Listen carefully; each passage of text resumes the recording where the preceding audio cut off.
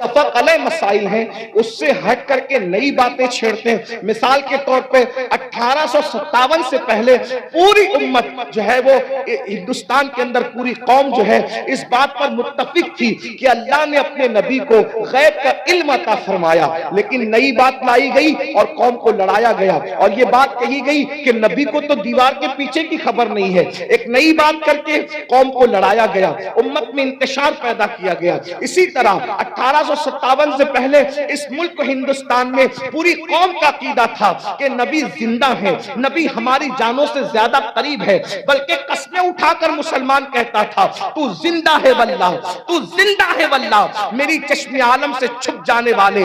لیکن یہ بدترین علماء, وہ اللہ اکبر بدعتی علماء, وہ بدترین خلق ہے, اللہ اکبر, وہ بدترین خطبہ جنہوں نے یہ بات پھیلائی کہ معاذ اللہ نبی مر کر مٹی میں مل گئے, قوم کو لڑایا کہ نہیں لڑایا. اسی طریقے سے آج بھی کچھ لوگ یہ کام کر رہے ہیں کہ اللہ اکبر, صحابہ اور اہل البیت کی عقیدے پر, یعنی صحابہ کی محبت اور اہل البیت کی محبت پر پوری دنیا کے لوگ قائم ہیں, پوری دنیا کے مومنین قائم ہیں. لیکن ایک طبقہ مقرروں کا ایسا ہے کہ وہ اللہ اکبر اہل البیت کی محبت کے نام پر صحابہ کو تان کرتا ہے اور قوم کو لڑاتا ہے, اور کچھ لوگ ایسے ہیں جو صحابہ کی محبت کے نام پہ اہل البیت کو تان کرتے ہیں اور امت کو لڑاتے ہیں. یاد رکھنا, آج قوم کے ساتھ جو کھلواڑ کرنا ہو کر لو, لیکن آخر موت ہے, موت, مرنا سب کو ہے, عوام کو بھی اور خطبہ کو بھی. اس لیے خدا کے لیے آپ سے بھی کہتا ہوں, ایسے لوگوں کا علیہ کار نہ بنو جو صحابہ کے نام پر اہل بیت کے سوالیہ نشان کھڑا کرتے ہیں, اور ایسے لوگوں کا بھی علیہ کار نہ بنو جو اللہ اکبر اہل البیت کے نام پر صحابہ کو گالیاں دیتے ہیں. واللہ صحابہ ہماری ایک آنکھ ہے اور اہل بیت ہماری دوسری آنکھ ہے. ہم دو آنکھ والے ہیں اور ہمارے ایک ہاتھ میں صحابہ کا دامن ہے اور ایک ہاتھ میں اہل البیت کا دامن ہے.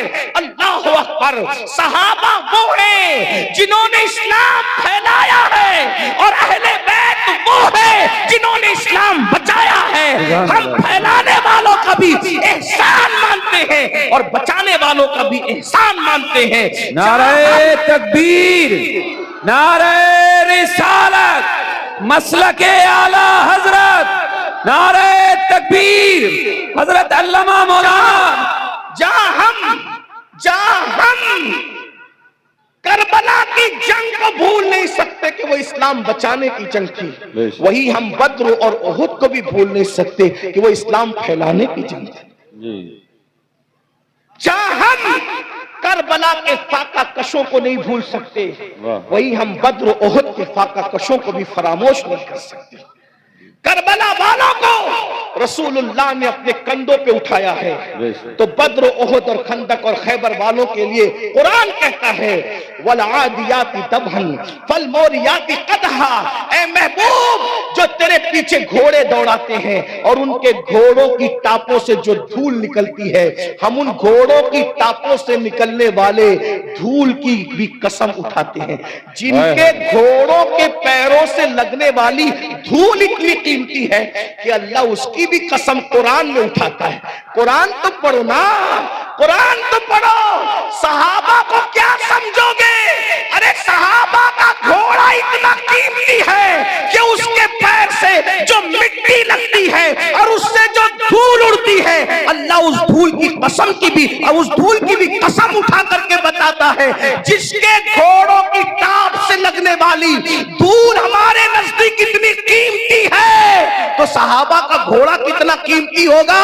اور جب وہ صحابی کا گھوڑا قیمتی ہے تو اس میں بیٹھنے والا صحابی کتنا قیمتی ہے. سبحان اللہ, سبحان اللہ. ذرا غور کیجئے. اس لیے ایمان بچانا ہے تو اعتدال کے مسلک پہ رہیے, اور یہ فکر اعتدال 14ویں صدی میں جن علماء نے دی ہے اس کے سرداروں کا, اس کے سردار کو امام اہل سنت کہتے ہیں, اور وہ اہل سنت کا امام کہتا ہے اہل سنت کا ہے بیڑا پار, اصحاب حضور نجم ہے اور ناؤ ہے, اطرت رسول اللہ کی. تو وہ خطبہ جو فتنہ پھیلاتے ہیں وہ یہ بھی کہتے ہیں بھئی مزار پہ کیوں جاتے ہو, مزار پہ جانا تو شرک ہے, نہ جاؤ مزار پہ, فتنہ پھیلا.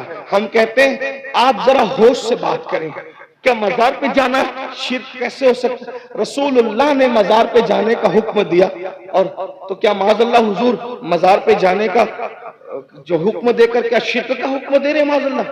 کیا حضور علیہ السلام نے یہ نہیں فرمایا؟ آقا فرماتے ہیں کہ میں نے تم کو پہلے قبروں پہ جانے سے منع کیا تھا، اب تم قبروں پہ جایا کرو، کیونکہ قبروں پہ جاؤ گے تو تمہیں تمہاری آخرت یاد آئے گی۔ لوگ اس کو بھول گئے، وہ کہتے ہیں نہیں جانا چاہیے، شرک ہے۔ ایک بات آپ سے کہتا ہوں آخری میں، مزار پہ جاؤ کوئی شرک نہیں، بلکہ اللہ کے رسول نے تو 6 سال کی عمر میں جو پہلا سفر کیا تو اپنے والد کے مزار پہ بھی تشریف لے گئے۔ اور بخاری مسلم آپ اٹھا کر کے دیکھیں، سیاستہ اٹھا کے دیکھیں کہ حضور علیہ السلام شہدائے احد کے مزارات پہ خود تشریف لے جاتے تھے۔ شہدائے احد کے مزارات پر اللہ کے رسول خود تشریف لے جاتے تھے۔ سید الشہداء امیر حمزہ کے مزار پر سیدہ فاطمہ الزہرا خود تشریف لے جاتی تھی۔ غور فرمائیں، آپ غور کیجئے، مزار پہ جانا شرک نہیں ہے، لیکن ایک بات آپ سے سنیوں سے کہنا ہے، میرے بھائیوں سے، مزار پہ ضرور جاؤ لیکن سنت کے مطابق جاؤ۔ آج ہماری سنی قوم اپنے مسلک کو خود بدنام کرتے ہیں، وہاں جا کر کچھ لوگ علم نہ ہونے کی وجہ سے سجدہ کرتے ہیں۔ ہمارے مذہب میں، اسلام میں سجدہ کرنا اللہ کے سوا کسی کو جائز نہیں۔ آپ غلطی کرتے ہو، دیکھو اگر کوئی مسلمان شراب پیتا ہے تو کیا اس کا الزام اسلام پر آئے گا؟ بولو بھائی، بتائیے صحیح کہہ رہا ہوں غلط کہہ رہا ہوں؟ کیسے اگر مسلمان شراب پیے تو کیا اس کا الزام اسلام پر آئے گا؟ بولے نہیں آئے گا، کیونکہ اسلام نے شراب حرام کیا ہے۔ اب کوئی شراب پی رہا ہے تو یہ اس کی اپنی نادانی ہے، اسلام کا اس میں کوئی قصور نہیں ہے۔ تو اگر معاذ اللہ کوئی جاہل ان پڑھ قبر پہ جا کے سجدہ کر رہا ہے تو اہل سنت اس کی تائید کبھی نہیں کرتے۔ ہمارے امام سیدی اعلیٰ حضرت نے تو پوری کتاب لکھی، الزبدۃ الزکیہ، سجدے تعظیمی کی حرمت پر آپ نے پوری کتاب لکھی۔ تو غیر اللہ کو سجدہ تعظیمی حرام ہے، اور معاذ اللہ اگر عبادت کی نیت سے کرے تو شرک ہے۔ یہ ہم اہل سنت کا مسلک ہے۔ سجدہ کرنے کے بارے میں ہم سنیوں کو لوگ بدنام کرتے ہیں، جھوٹ بولتے ہیں، تجاول عارفانہ سے کام لیتے ہیں کہ ہم تائید کرتے ہیں۔ ہمارے کسی سنی ذمہ دار عالم نے کبھی قبر پر سجدہ کرنے کی اجازت نہیں دی، اس کی تائید نہیں کی۔ بھائی اگر ہم قبروں کو سجدہ کرتے تو پھر ہم مسجدیں کیوں بناتے؟ ہم اتنی محنت کر کے چندے کر کے مسجدیں کیوں بناتے؟ بھائی جو قبروں کو سجدہ کرے گا اس کی مسجد کیسے ہوگی؟ ہماری مسجدیں ہیں، اور آج بھی اتنی گنڈا گردی لوگوں نے کی ہمارے ساتھ، آج بھی پورے ملک ہندوستان میں نہیں بلکہ پوری دنیا میں سب سے زیادہ اگر کسی کی مسجدیں ہیں تو وہ صرف اور صرف ہم اہل سنت و جماعت کی مسجد۔ بے شک، اتنی مسجدوں پر قبضہ کیا، ناجائز قبضہ کیا، چھینا، پھر بھی سب سے زیادہ مسجدیں ہماری ہیں۔ الحمدللہ دلی کی جامع مسجد کے بانی سے لے کر مراد آباد کی جامع مسجد کے بانی تک تاریخ اٹھا کر کے دیکھ لو، سب کے سب آپ کو اہل سنت ملیں گے، کوئی اہل بدعت آپ کو نہیں ملے گا، الحمدللہ رب العالمین۔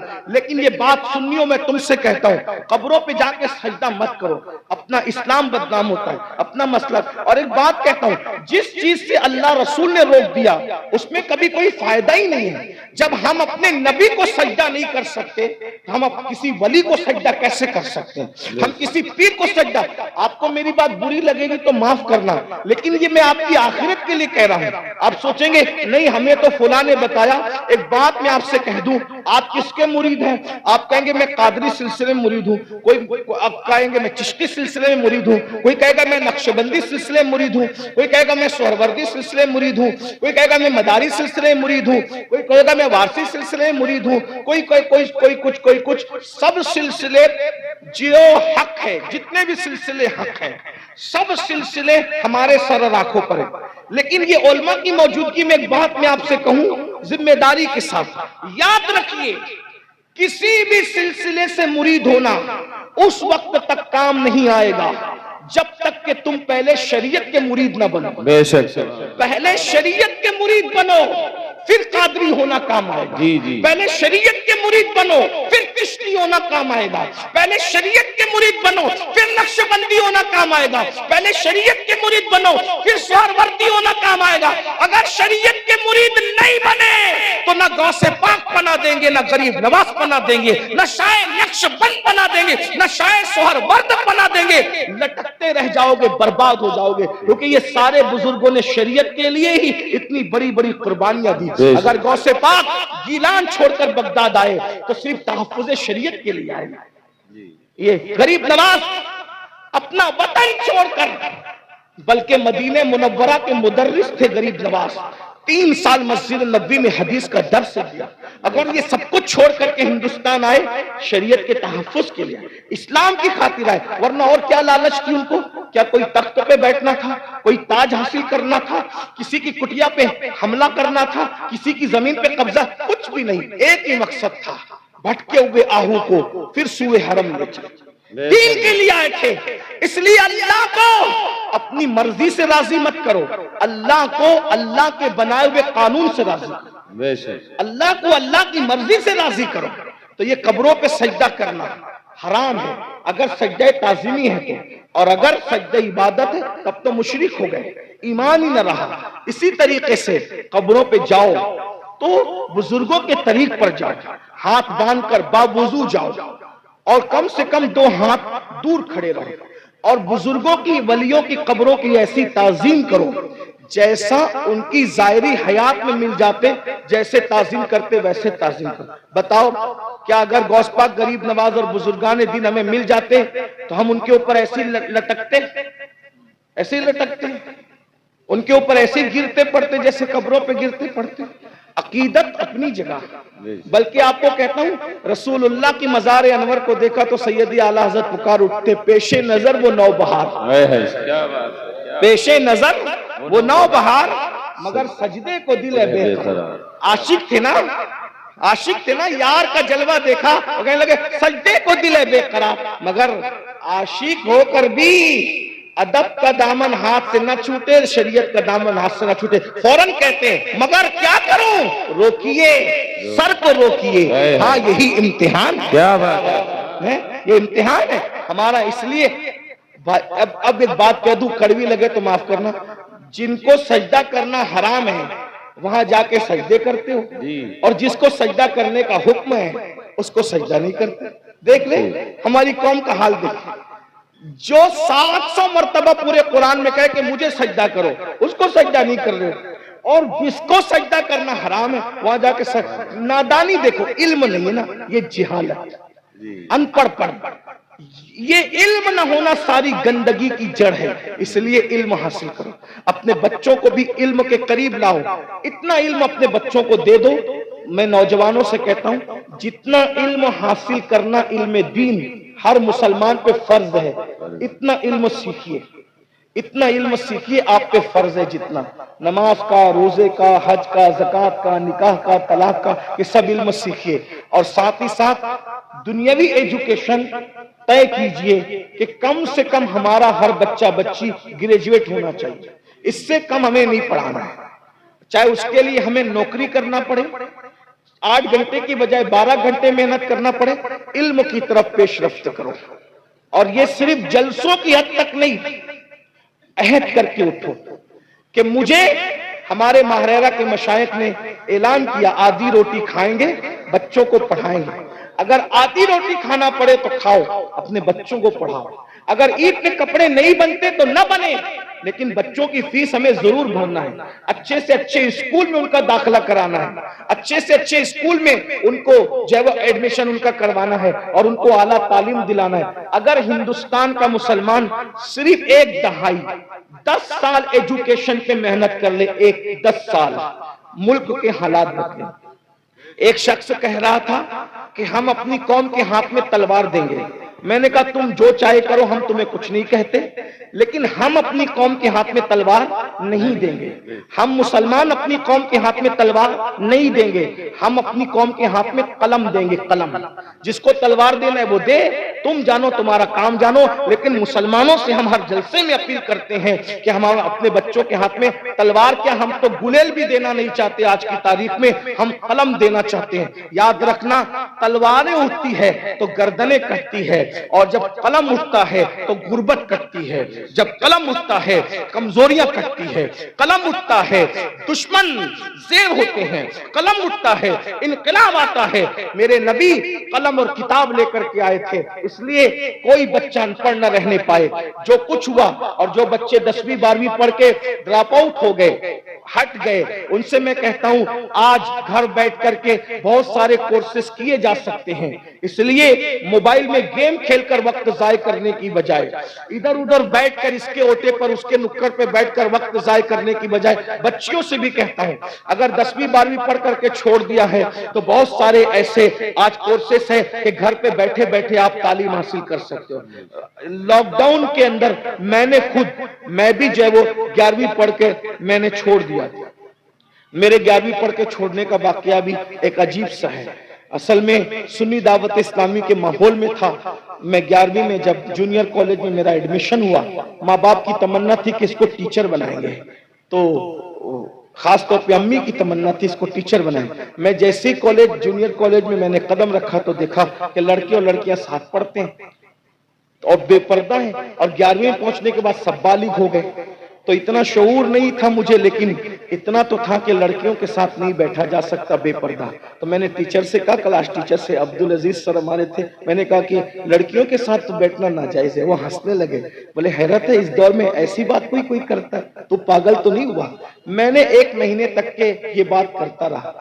حقیر ہمارے پرنسپل نے کہا ایسی بات نہیں۔ میں نے کہا یا تو ڈیوائیڈ کر دیں یا تو پھر ہم چلیں، اور میں نے جو ہے وہ پھر اس کے بعد چھوڑ دیا۔ میرے سر میرے گھر تک آئے، اتفاق سے وہ میرے ابا کے بھی کلاس ٹیچر رہ چکے تھے، اور میرے بھی ایک ہی اسکول میں، ہمارے ابا نے ہی پڑھا ہم نے بھی پڑھا۔ تو وہاں پر وہ آئے، کہا کہ ابا، وہ کہا کہ تیرے بیٹے کو سمجھا کہ یہ پاگل تو نہیں ہوا ہے؟ میں نے کہا کچھ بھی ہو میں نے نہیں پڑھنا، شریعت نے منع کیا، حالانکہ آپ ایسا نہیں کرنا۔ علماء سے آپ پوچھنا، علماء آپ کو بتائیں گے حالات کے تحت معاملات ہوتے، لیکن اس وقت ماحول ایسا تھا ہمارا سنی دعوت اسلامی کا ماحول، تقوی کا، پرہیزگاری کا۔ اب تو ہم متقی نہیں ہیں، وہ پرہیزگاریاں ہی نہیں ہیں، لیکن بہرحال تو وہ ماحول تھا تو ہم نہیں گئے پھر۔ لیکن میرے عزیز ساتھی، میرے بڑے بھائی کی طرح، وہ بھی ایک اسکول کے پرنسپل ہے اور ہماری سنی دعوت اسلامی کے رکن شورا ہیں، قاری رضوان خان صاحب۔ اس نے کہا کہ پڑھ لے بھائی، ورنہ ایسے ہی رہ جائے گا۔ میں نے کہا اگر میں اچھی نیت سے اللہ کی شریعت کے لیے چھوڑ رہا ہوں تو اللہ اس کا صلہ مجھے دے گا، اور اللہ نے مجھے صلہ یہ دیا کہ آج میں ایک English medium school and junior college کا چیئرمین ہوں، الحمدللہ، اور تقریباً 50 ٹیچرز جو ہے وہ اس وقت کم و بیش الحمدللہ جو ہے وہ ہمارے انڈر میں کام کرتے ہیں۔ یہ کرم ہے، مجھے یہ یقین ہے شریعت کا دامن جس نے پکڑا ہے تو اللہ نے اس کو کبھی ذلیل نہیں ہونے دیا، رسوا نہیں۔ لیکن بہرحال پھر مجھے احساس تھا کہ میں پڑھ نہیں سکا، پھر میری پوری توجہ دینی تعلیم کی طرف ہو گئی۔ ویسے میں 7th اور 8th سے میں جو ہے وہ عالم کورس کی طرف چلا گیا تھا، لیکن میں نے سوچا کہ پوری توجہ 11ویں کے بعد اسی پہ مرکوز کر دی جائے، اسی طرف میں نے توجہ رکھی۔ لیکن پھر مجھے احساس تھا کہ میں نے دنیاوی تعلیم کو بھی آگے بڑھا، تو لاک ڈاؤن کا فائدہ اٹھاتے ہوئے پھر میں نے ایم اے کے اندر ایڈمیشن لیا ابھی، ہاں الحمدللہ، ہاں، اور اس کے پہلے ایگزام میں شرکت کا پروگرام تھا اور اس کی تاریخ اور حج کی تاریخ سیم ہو گئی تو نہیں دے سکا، لیکن بہرحال میں نے اس طرف پیش رفت کی، اور انشاءاللہ تو آپ سے بھی میں کہتا ہوں، میں یہ آپ کو ہی کہہ کے جا رہا ہوں، نہیں، میں آپ سے، میں نے خود بھی اس پر عمل کیا ہے الحمدللہ، اور میں انشاءاللہ تعالیٰ اس کی کوشش کروں گا کہ 1 سال میں اس کی تکمیل کروں جو رہ گیا ہے۔ بہرحال اتنی لاک ڈاؤن میں تو فری تھے، تو جو ہونا تھا وہ جو کرنا تھا وہ کر لیا، لیکن اب دوروں کی مصروفیت نہیں، لیکن اللہ نے آپ کو وقت دیا، فرصت کا وقت دیا ہے، آپ جو پارٹ ٹائم کورسز ہے وہ کریں، بلکہ جو نوجوان دنیا نہیں پڑھے ہیں وہ گھر بیٹھے کورسز کا فائدہ اٹھا کے دنیا پڑھ لیں، اور جو جوان دنیا پڑھ چکے ہیں، ڈاکٹر ہے، انجینئر ہے، ٹیچر ہے، ان کو چاہیے کہ عالم کورسز بھی اب جو ہے یعنی کہ آن لائن پڑھائے جانے ہیں، تو آپ 2 گھنٹہ نکال کر کے علماء سے، ہمارے مفتی حارث صاحب جامعی اور بھی سب، میں سب کے نام نہیں جانتا، ان سے رابطہ قائم کر کے معلوم کریں کہ اچھا تعلیمی نظام آن لائن کہاں ہے، تو آپ بھی کریں. الحمدللہ ہمارے بہت سارے سنی دعوت اسلامی کے ایسے مبلغین جو ڈاکٹر ہیں، ٹیچر ہیں، اور انہوں نے فارمیسی کیا ہے، آن لائن انہوں نے کورسز کیے، اور وہ بہت سارے لوگ آن لائن کورسز کر کے عالم بن گئے. تو میری گزارش ہے، کام کرنے سے ہوتا ہے، علم پڑھنے سے آتا ہے. تھوڑی محنت کیجئے. جتنا ٹائم موبائل میں لگاتے ہو، جتنا ٹائم لکڑوں پہ لگاتے ہو، جتنا ٹائم ہوٹلوں پہ لگاتے ہو، جتنا ٹائم ادھر ادھر بیٹھ کے لگاتے ہو، اس کو تعلیم میں خرچ کیجئے. دنیاوی تعلیم بھی اور دینی تعلیم بھی، دونوں تعلیم حاصل کیجئے. اللہ تعالیٰ کی بارگاہ میں دعا ہے اللہ ہم سب کو عمل کی توفیق عطا فرمائے. گفتگو کے درمیان اگر کوئی غلطی ہو گئی ہو تو اللہ تعالیٰ اپنے حبیب صلی اللہ علیہ وآلہ وسلم کے صدقہ و طفیل معاف فرمائے. استغفر اللہ ربی من کل ذنب و اتوب الیہ. یہ مدرسہ جو